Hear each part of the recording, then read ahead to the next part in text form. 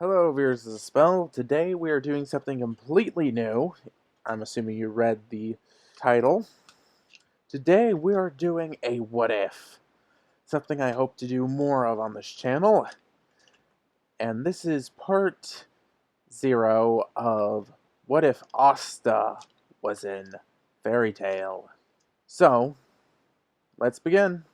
Our story starts off with Asta being dropped off at the Fairytale Guild Hall. Makarov would find him in the morning and take him in. He would raise him like an adoptive son. Asta would grow up and form a brotherly bond with Loxus. But the two would grow distant with time, especially when Loxus's father got kicked out of the guild. He would have a friendship/rivalry with Natsu and Gray. And if Urza wasn't around, he was oftentimes the one to try to get him to stop fighting. Oftentimes with threatening that he was going to tell Urza they were fighting. That always seemed to get him to stop. But he would not gain magic powers like many of the other members of the Fairytale Guild. He would try his hand at many other types of magic. Solid script, which he would learn but not fully embrace. He even tried the magic Mystic infrequently used, but he never quite got the hang of it, and he found it not to be his liking. But either way, he would continue to absorb magical knowledge, learning how to read different forms of languages, in hopes that he would eventually find either a reason why he couldn't, or magic he could use. And until that day came when he found magic he could use, he trained his body.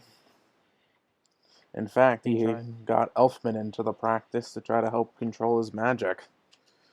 So, Asta would work out like he would in the normal series. When he turned 15, Makarov gave him the map.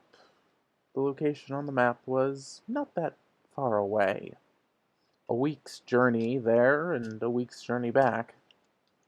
Makarov would send him off with encouraging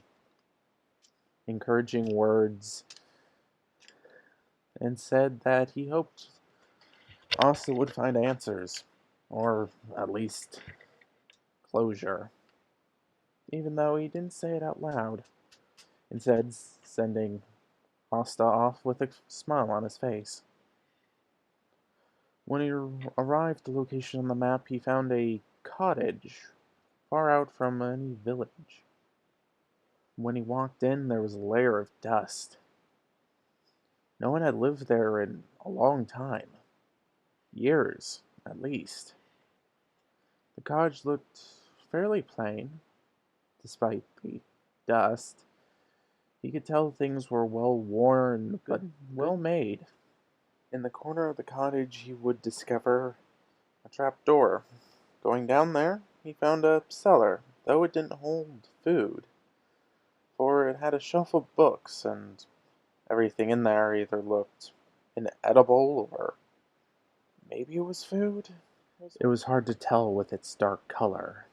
Asta, holding his nose, would walk through the dark room, wishing he had brought a light.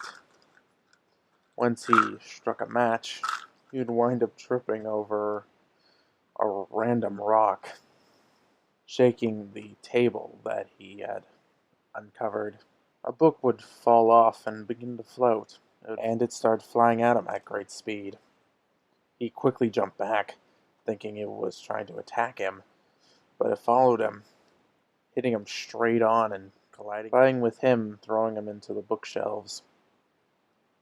Books would fall on him, and he would black out. He would wind up waking up with a 5-leaf clover mark on the back of his hand. Perplexed, he looked for the book, unable to find it. He would read through the books, but not be able to figure much out. Most of the tomes were about normal magic, some about magical ailments, serif. None were forbidden texts, but the ones about Zareth were teetering towards it. Knowledge about the Dark Wizard was usually done by mouth. Most people thought he was a mighty powerful wizard. Some believed he was immortal, and some believed he didn't even exist, and that his legendary demons were not the work of one man. Perhaps abominations created over centuries, or perhaps created for some war that has been lost to time immemorial. But either way, the most important thing he found, in the long term at least, was a book. A simple leather-bound book that was a diary. Unfortunately, he couldn't read it. Neither could Levy when he eventually asked her. It was apparently because it was written in a code of sorts. That and the handwriting was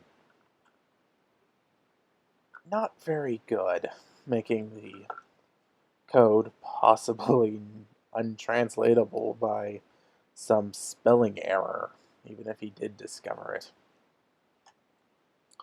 He would put the book on the shelf of his room in his rented apartment. And he would also discover he had the ability to summon a large black sword. Once he found that out, he went and told Makarov he had discovered what kind of magic he could use. He could summon a sword that could cut magic. Makarov would give him a bit of an inquisitive eye, and also would just say that he was able to put things together after going to the house. He would leave out the clover mark or the book hitting him. After all, he wasn't even sure if he had seen that right. Later that year, though, Lizana would die. Asta would take it hard, having a minor crush on her. And after that, he would go on a handful of adventures. Perhaps I'll elaborate on those more in the future. But for right now, the most important thing is he discovered the Demon Dweller Sword and learned of its special abilities. Alright, I hope you like my part 0 of What If Asta Was in Fairytale. If you like this, please like, share, and subscribe. Leave a comment with anything, really. It helps me, and it will help to know what you think. Sorry if the pronunciation was a bit lackluster. This is probably going to be the first audio-only video I put out, and the third one I've done overall. The first one kind of turned into a giant mess. Second one is possibly coming out, but still working on it. Meant to be a short video, didn't realize it was going to be 12 minutes long. And yeah. I also hope to do more of these. I don't know when I'll be able to put one out, though. Could be a while, could not. But I am hoping I'll put together an intro, though. So yeah. Please like, share, and I'll be seeing you around the channel. Out.